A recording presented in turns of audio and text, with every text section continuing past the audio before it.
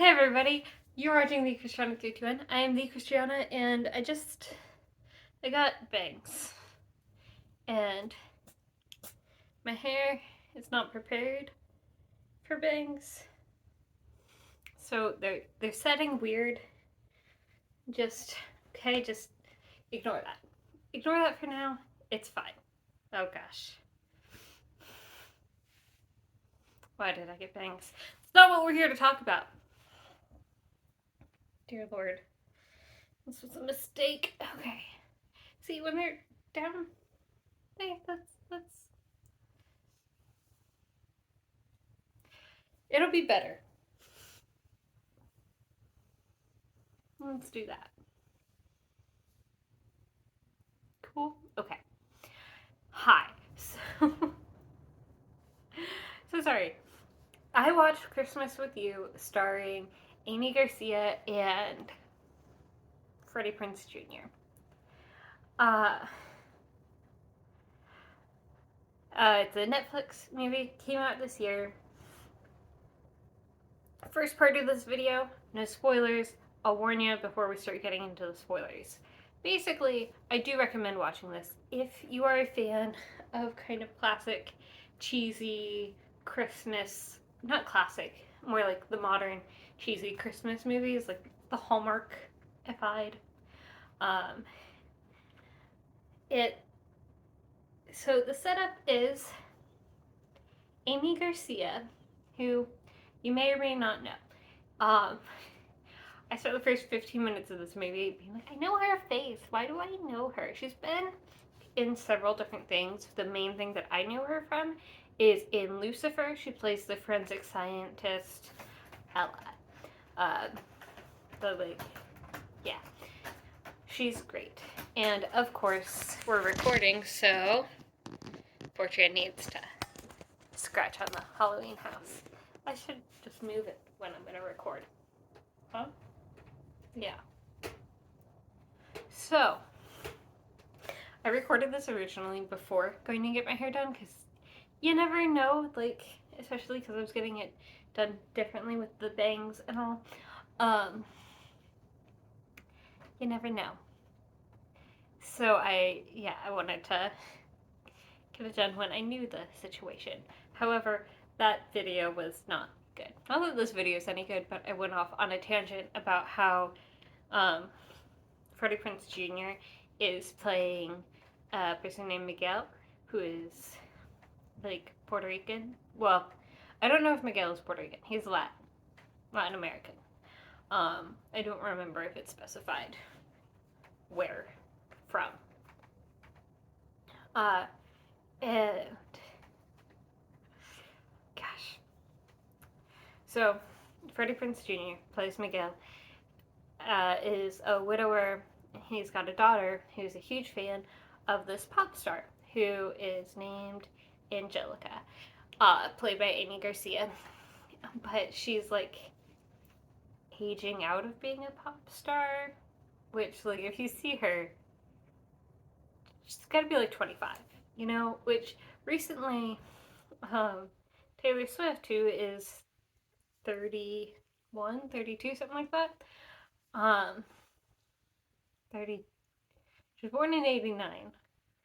So that would make her turning 33 this year. This month. Anyway, she said something about being a geriatric pop star. So I guess maybe the Angelica character would be aging out. Anyway, so the setup is like she's only really playing her old stuff. She hasn't put out any new music. The label really wants her to put out a Christmas song. But she has a really hard time with Christmas because that's when her mom died. And so, yeah, she's trying to get out of it, but then she meets like the new pop star who is named Cherry. Sherry? I don't know. She doesn't have much of a role. Anyway, and it's like, see, look, here's the new fresh meat. You better do what the label says, or she's gonna replace you because you're old and don't know how to do TikTok. Which they did, like, that was one of the things to show that she was, like, not with it, not, like, part of the cool kids anymore, is she did a TikTok that was bad, but they never explained why it wasn't good, and they never show you the TikTok. So, I don't know. It was a weird reference. Anyway, so in order to prove that she's hip and cool, she needs to put out a Christmas song. But she's not feeling inspired. Sorry. She's not feeling very inspired, so she's scrolling on TikTok or similar social media. And she sees a video from a girl covering one of her songs and talking about her mom.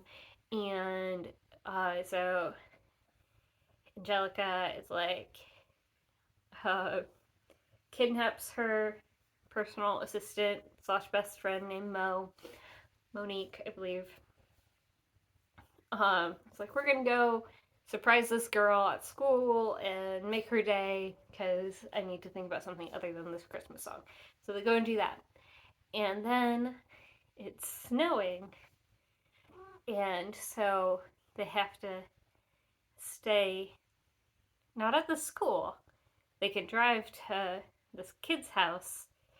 Just the kid's father is a music teacher, so he was there at the school and he okayed it all. But yeah, you can't go home, but you can go to our home. And so if you hadn't guessed, it's Freddie Prinze Jr. He's the dad, the music teacher, and yeah, she gets to spend some time with like a normal family. She didn't have a normal like growing up. She talked about at some point in the movie missing her own quinceañera because she was on tour with J-Lo maybe, or Christina Aguilera. I don't know, some famous pop star from a long time ago. Anyway, which I feel like that timeline doesn't work out unless she's much older than she looks. Which a lot of the movies she's not like super made up or anything, and I feel like they kind of are trying to age her and make her look older than she is. But I don't know how old she is. Maybe. Anyway, and not important. So then through spending time with this family and Freddie Prinze Jr. and everything, she starts to feel normal and feel more in the holiday spirit and everything. It's very cute. I got goosebumps at one point near the end.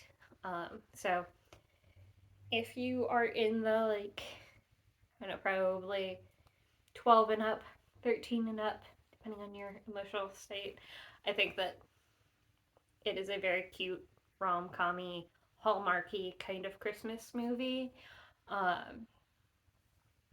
Like, there's nothing I don't remember there being anything inappropriate in there that younger people couldn't observe. I just don't feel like they would enjoy it. I don't know though. I don't have young children to ask. I mean, I don't have old children to ask. I just have me. Anyway, it did give some like music and lyrics vibes. If you remember that movie with Drew Barrymore and Hugh Grant, where Hugh Grant was the aging pop star and Drew Barrymore was the normal everyday person who wasn't a pop star, who helped him figure out how to access his normal people emotions. But so without saying anything else, like before we get to the spoiler part, that's all I really had to say. Is it's very cute. I do recommend. It is very cliche. It is very standard. There's some good. Well, I don't know if it's good representation for Latin families. I'm sure in there they say what country they're from, and it didn't stick because it didn't like super inform how I saw uh, the different traditions, but the food, the quinceanera, the like family structure, some different elements of there all feel like good representation for Latin culture. I don't know though, so if you are of Latin descent, or you know, you're from Latin America, your family's from Latin America or South America or whatever. Is South America part of Latin America? Am I confusing Latin America with Central America? Anyway, if you have any insight from like being a part of that culture, and yes, I know within Central America and South America and Latin America and like however you want to split that up, there are a lot of different cultures. Um, but if you watch it and you have some more personal insight into the dynamic and the culture representation, let me know. From an extreme outside perspective, because guess what? I am not from Latin America.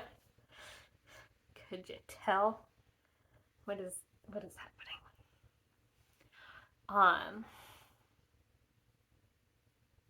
It seemed good. I didn't know Freddie Prinze Jr. was Puerto Rican. He is. Because at first I thought he was just like a white dude, and like the other members of the family of the house that he was in were just like all part of his wife's family, and like his daughter obviously seemed more Latin American because his wife would have been. But no, it turns out like the abuela is his mom and all, and I mean his name is Miguel. But every other movie I've seen him in, he plays what I always took to be a super white person. So I didn't know, but then I mentioned it to my hairdresser actually, and she pointed out like his father looks super Puerto Rican, I guess. But I've never seen a picture of his father. Freddie Senior, I guess. It's not my field of expertise. All right. So before we get into the spoilers, like this video, please subscribe, and leave a comment down below letting me know that you left before the spoilers. And let's see. Yeah, what is your favorite Hallmarky kind of Christmas movie? You know what I mean by that. The more recently made Christmas movies that are all like this person with this big stressful job gets put in a position that is very different, much slower than their high position and life and everything, and then they they fall in love at everyone, and it snows on Christmas. You know what I mean. There's lots of TikToks running around of quick Hallmark exec, we need an idea for a new Christmas movie, and then basically, yeah. Anyway.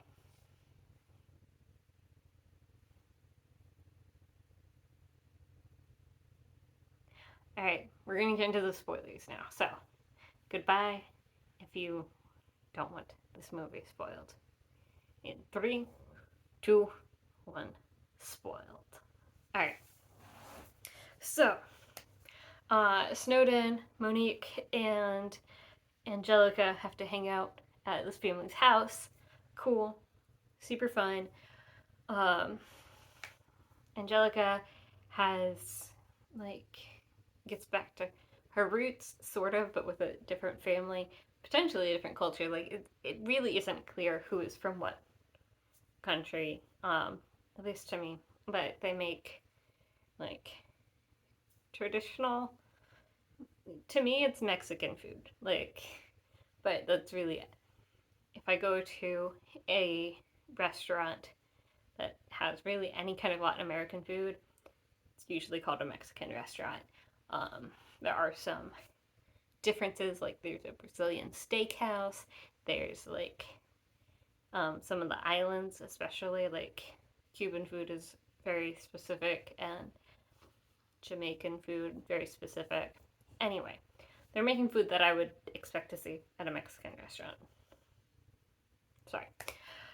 Uh, my grandma really likes tequila and telenovelas, and Angelica, for in front of the press, is dating somebody from a telenovela, but they're not really dating. Um, but she has to keep up the charade because this family is strangers to her, really. Like, they could be leaking all of this to the press, you know? and, but yeah, so her and Freddie Prinze Jr., like, he's got his music teacher self, so he is musically inclined, but he also, in high school, wanted to be in a band or had a band that never performed anywhere. They get together and it's very cute. They have a lot of those moments where one of them says something like really lovey-dovey, and the other one's like, and then for the chorus, wouldn't that be a great line for the chorus? I am obviously overacting. They did a great job with their characters and their acting. It is just a particular, like, I don't know, trope, cliche, something for these kind of movies that I really enjoy. So they, yeah, they perform at the gala their new Christmas song. That's what gave me goosebumps, is the beginning, like, I don't know, 30 seconds of the song just gave me goosebumps. It was so beautiful. And then afterwards, Freddie Prinze Jr.'s like, so we're gonna date now? And she's like, no. I gotta focus on the music and my career, which, like, she was saying stuff like that while they were writing the song, but I was getting the vibe of, like, I just gotta get this song done. Then once the song is done, then we can date. That's not what she said. That was just the vibes I was picking up on, you know? And no, she is really just all about the music. And then she's supposed to go to the daughter's quinceanera, but then she gets booked on SNL on the same night. What's a girl to do? So she decides to do SNL because it's SNL, which, I mean, it's kind of dumb, but whatever. The daughter is sad, but understands. Like, her and the daughter's interactions were very sweet throughout, because they both lost their mothers, and, like, Angelica missed out on having the quinceanera, so she's, like, really into helping the daughter with her quince, and yeah, they had a bunch of sweet moments. It was I liked it. But so anyway, then, yeah, well, she's at SNL rehearsing for that night. The pop star from the beginning, who's, like, meant to be her replacement, maybe, shows up, and it's just like, I'm just a really big fan. Like, I'm just here to see you perform. I'm so excited to be here, whatever. And Angelica is like, yeah, I hate that they're pitting us against each other. Like, I want to celebrate with you. I want you to celebrate with me. Let's all just be friends, which is a sentiment that I hear more and more from, like, pop stars in real life. In real life. Real pop stars, I guess. And I love that because, yeah, it's dumb that they're all supposedly competing with each other. Anywho, so then she realizes, no, I need to go be with Freddie Prinze and his daughter for her quince. Like, I promised I'd be there. Can I call it a quince? Or is that something different? I don't know. But it showed elements of the party, and it was very sweet. They did the whole, like, switching from flats to high heels, which I think is such a cute moment. Um, and yeah, so Jellica shows up, does a surprise performance. It's like, okay, you're taking all of the attention away from the birthday girl. You know that, right? But no, she did it in as good a way as you can, being a international pop star showing up at a birthday party, you know. Um, but yeah, so she chose love over at least one gig. Um, Probably is gonna mess things up down the line, but she chose to complicate her career for love, and it was very sweet. Um, and my favorite thing, okay, especially considering that they've known each other like, I don't know, a few weeks at this point, timeline's not clear. They're never clear in these. Um, what was I saying? Timeline.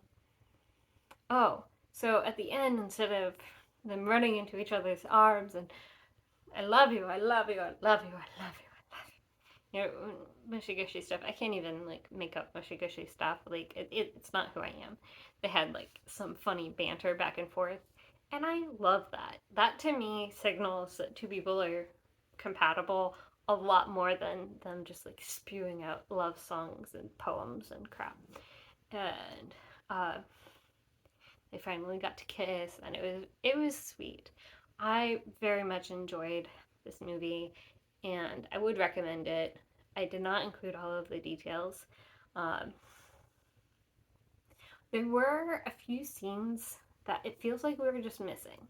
Like the first night that Angelica and Mo were staying over with the family, they get drunk with the grandma, but you never see that. Like, grandma just pops up with the tequila, and it's like, you girls like tequila? And I'm like, yeah. And then cut to next day hangover. That's no fun. I'm sure Grandma Abuela is a lot of fun when she has a few shots in her. Um, but maybe they kept it out so that they could keep it um, PG-ish. I don't know.